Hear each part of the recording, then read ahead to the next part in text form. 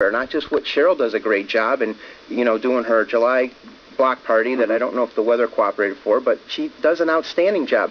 They could learn from her. That doesn't cost anything to visit the community center and volunteer for a little while. So are you talking about more volunteers? More community active. More community active. More activation. And you know, you don't want to put it on the community. Yeah. It's the job of, you know, professionals to take care of crime, and especially when there's serious crimes. But I just think it kind of disappears when we let them know, look, there's no tolerance here. We don't need the crime. We're not going to have it. We'll be as hard as we need to.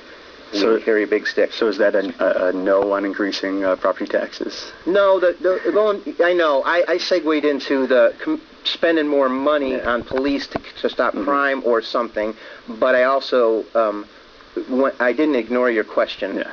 You know, the property tax thing is a balance. Look, the city needs to run on money, but I don't think people who are maybe without a job or